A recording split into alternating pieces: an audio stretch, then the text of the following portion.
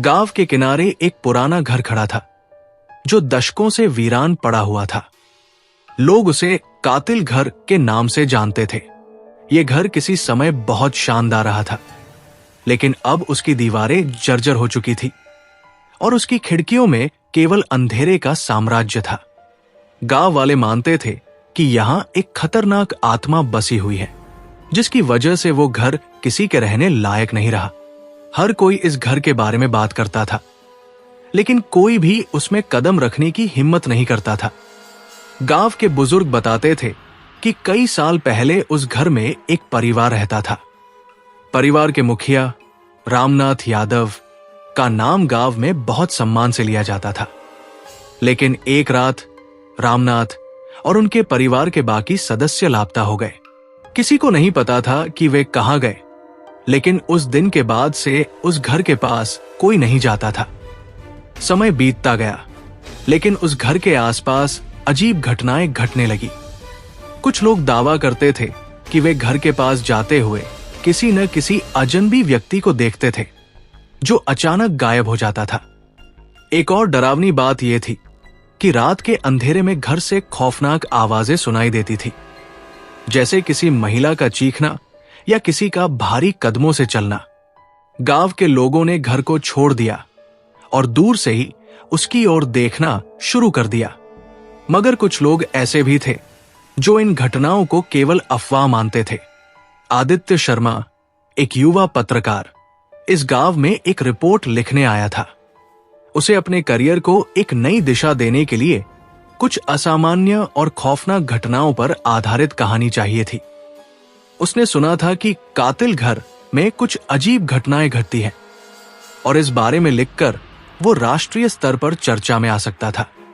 आदित्य ने गांव के बुजुर्गों से कहानी सुनी और तय किया कि वो इस घर में रात बिताएगा ताकि असली सच का पता लगा सके। गांव वाले उसे बार बार मना करते रहे, लेकिन आदित्य नहीं माना। रात को वो अपने कैमरे और माइक के साथ उस डरावने घर में गया। जब वो घर के अंदर दाखिल हुआ तो सब कुछ शांत था, लेकिन जैसे ही उसने कैमरे को चालू किया, अचानक एक ठंडी हवा चलने लगी और घर की दीवारों से रहस्यमयी आवाजें आने लगी। क्या तुम यहां हो? आदित्य ने माइक से पूछा। उसकी आवाज में हल्का भय था। इसके बाद जैसे किसी ने उसकी बात का जवाब दिया, एक हल्की सी हंसी गूंजने लगी। वो चौंका और अपनी सारी हिम्मत एकत्र कर आगे बढ़ा। तभी एक कमरे से चीखने की आवाज आई। आदित्य ने डरते हुए कमरे का दरवाजा खोला, लेकिन अंदर कुछ नहीं था। वो अब पूरी तरह से घबराया हुआ था, लेकिन उसने सोचा कि ये एक साधारण मानसिक प्रभाव हो सकता है, इसलिए उसने रिपोर्टिंग जारी रखी। अचानक कमरे में एक भारी साया उसकी आंखों के सामने से गुजरा। आदित्य ने जैसे ही कैमरे को घुमाया, उस साए का चेहरा साफ नजर आया।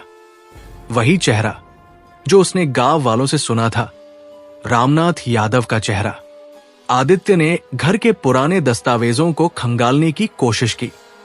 उसे एक डायरी मिली जिसमें रामनाथ यादव और उनके परिवार की कहानी लिखी हुई थी।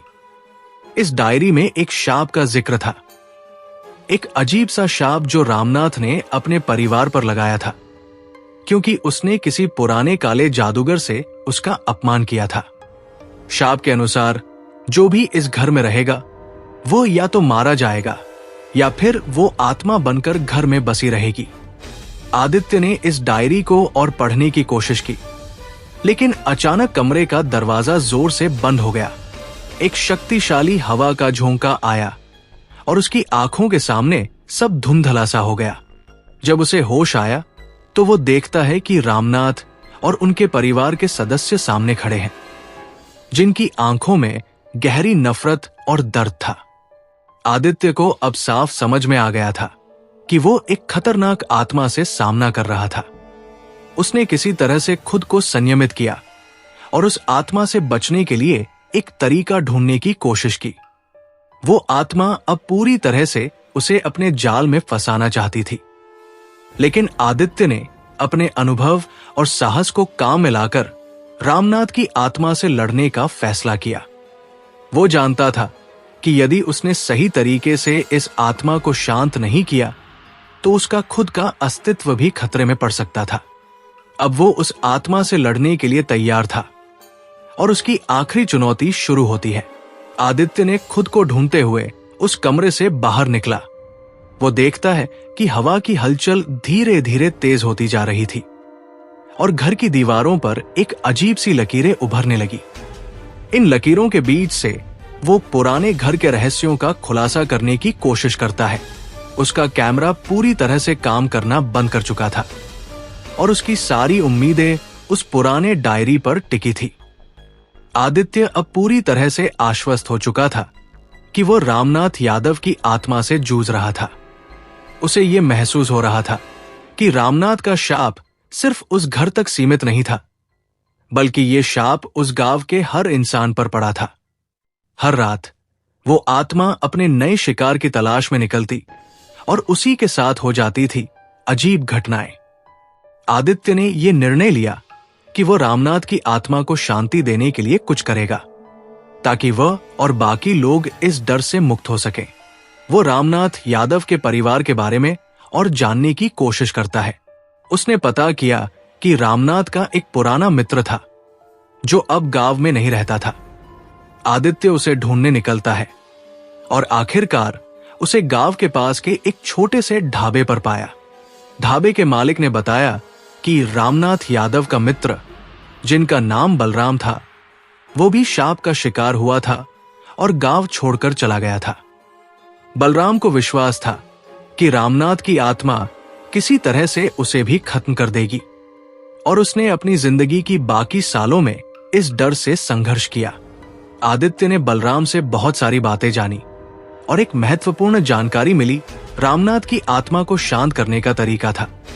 वो शाप को तोड़ने के लिए एक पुरानी पूजा करना पड़ेगी जो बहुत खतरनाक और कठिन थी।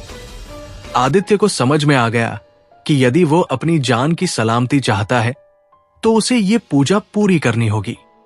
आदित्य ने गांव के कुछ बुजुर्गों से मदद मांगी जो रामनाथ के समय के थे। एक बुजुर्ग ने बताया कि पूजा करने के लिए 3 चीजों की जरूरत है: एक पुरानी किताब, रामनाथ के परिवार का कोई सदस्य और एक स्थान जो शाप की शुरुआत से जुड़ा हो। आदित्य ने यह सब जुटा लिया और रात के अंधेरे में वो कातिल घर की ओर बढ़ा। जैसे ही वो घर में घुसा, हवा और अजीब घटनाओं ने उसे घेर लिया। दीवारों पर उभरने वाले चेहरे और राक्षसी आवाजें उसे डराने की कोशिश कर रही थी, लेकिन आदित्य ने डर को नजरअंदाज किया और पूजा की प्रक्रिया शुरू कर दी।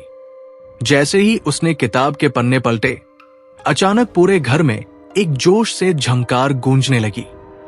रामनाथ की आत्मा अब सामने खड़ी थी। आदित्य ने अपनी पूरी ताकत से उसे शांत करने की कोशिश की, लेकिन आत्मा बहुत शक्तिशाली थी। आदित्य ने फिर से पूजा के अंतिम मंत्रों का उच्चारण किया और चमत्कारी रूप से एक तेज रोशनी पूरे घर में फैल गई। ये वो क्षण था जब रामनाथ की आत्मा ने शांति पाई और घर से बाहर निकल गई।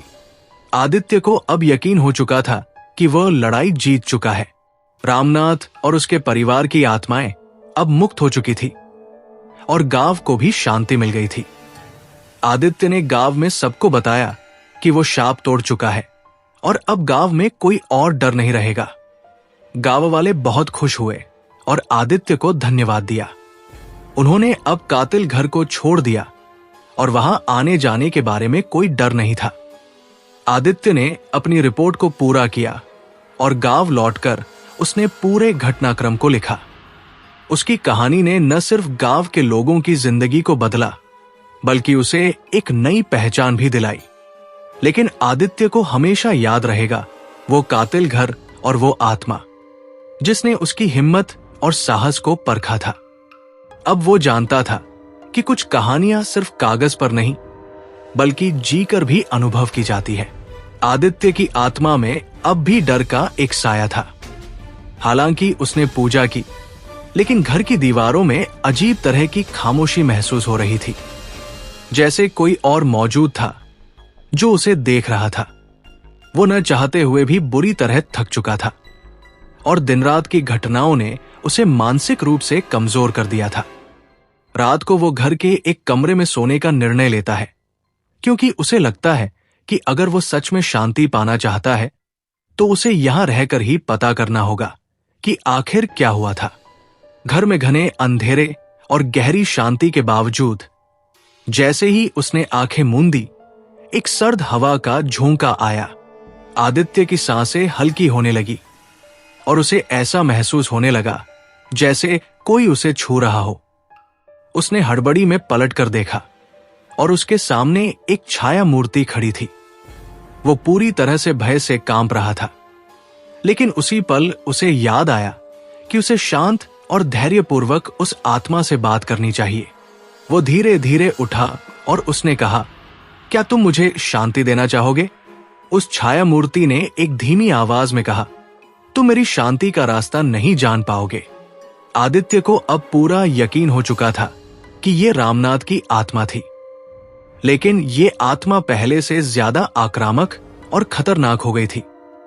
आदित्य के अंदर एक अजीब सा साहस था जो उसे ये सोचने पर मजबूर कर रहा था कि इस समस्या का हल सिर्फ उसी के पास है। आदित्य ने रामनाथ के पुराने दस्तावेजों में और छानबीन शुरू की।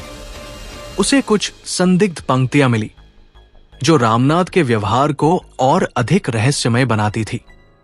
उनमें से एक दस्तावेज में रामनाथ ने लिखा था कि वो कभी नहीं चाहता था कि उसका परिवार इस शाप से मुक्त हो।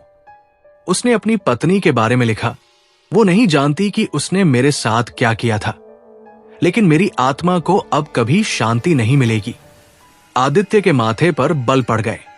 ये कुछ और नहीं बल्कि रामनाथ के परिवार के भीतर की एक घिनौनी सच्चाई थी। रामनाथ ने अपनी पत्नी के खिलाफ कोई अपराध किया था, जिसके कारण उसे ये शाप झेलना पड़ा। ये शाप न केवल रामनाथ पर बल्कि उसके परिवार के हर सदस्य पर भी पड़ा था। वो अब ये समझ चुका था कि इस आत्मा को शांति देने का रास्ता उसे रामनाथ की सच्चाई को उजागर करने से ही मिलेगा। आदित्य ने गांव के एक पुराने व्यक्ति जो रामनाथ के परिवार के बहुत करीब था से पूछा। वो व्यक्ति धीरे धीरे बोला, रामनाथ और उसकी पत्नी के बीच कोई अच्छा संबंध नहीं था। वो महिला सच्चाई से डरती थी और इसी डर ने उसे उस आत्मा से जूझने के लिए मजबूर किया। लेकिन वो जानती थी कि शाप तो रामनाथ ने खुद अपने परिवार पर लगाया था। आदित्य ने अब तय किया कि वो रामनाथ की पत्नी के बारे में और जानकारी प्राप्त करेगा, क्योंकि अगर वो किसी तरह रामनाथ के आत्मीय रिश्तों की गहरी सच्चाई जान सके तो शायद वो आत्मा शांत हो सके। आदित्य ने उस महिला से मिलने का प्रयास किया और उसे गांव के पुराने मंदिर में देखा जहां वह अपने दिन बिताती थी। वो अब भी रामनाथ की मृत्यु के बाद मानसिक और भावनात्मक रूप से बहुत परेशान थी। आदित्य ने उसे धीरे धीरे समझाया कि रामनाथ की आत्मा को शांति तभी मिलेगी जब वो अपनी अपराधपूर्ण सच्चाई का सामना करेगी। महिला ने झिझकते हुए स्वीकार किया, मैंने कभी नहीं चाहा था कि वो मरे, लेकिन वो कभी नहीं समझ पाए कि मैंने क्यों ऐसा किया। महिला ने बताया कि रामनाथ की मृत्यु के समय वो जानती थी कि रामनाथ ने शाप के तहत उसे और उसके परिवार को बलिदान किया था। वो आत्मा उसे कभी चैन से जीने नहीं देती थी, लेकिन वो नहीं चाहती थी कि रामनाथ की आत्मा उसे परेशान करे। आदित्य ने अब यह महसूस किया कि वो महिला के दिल में गहरी पीड़ा और पछतावा था, और यही वो चीज थी जो रामनाथ की आत्मा को शांत कर सकती थी। आदित्य और महिला ने मिलकर रामनाथ की आत्मा को शांति देने के लिए एक अंतिम पूजा का आयोजन किया। यह पूजा सिर्फ एक सरल प्रक्रिया नहीं थी, बल्कि ये एक जटिल और खतरनाक प्रक्रिया थी जिसमें रामनाथ के परिवार के सभी गुनाहों को स्वीकार कर उन्हें माफ किया गया। यह पूजा एक पवित्र नदी के किनारे, जहां रामनाथ की हत्या हुई थी, करने की योजना बनाई गई थी। पूजा की रात जब वे नदी के किनारे पहुंचे तो आसमान में बादल घिरे थे और अंधेरा फैल चुका था। जैसे ही उन्होंने पूजा शुरू की, नदी में एक अजीब सी हलचल मची और रामनाथ की आत्मा वहां प्रकट हुई। आदित्य ने पूरी दृढ़ता के साथ पूजा के मंत्रों का उच्चारण किया और महिला ने भी रामनाथ से माफी की प्रार्थना की। अचानक रामनाथ की आत्मा के चेहरे पर शांति का भाव आया और वो धीरे धीरे गायब हो गया।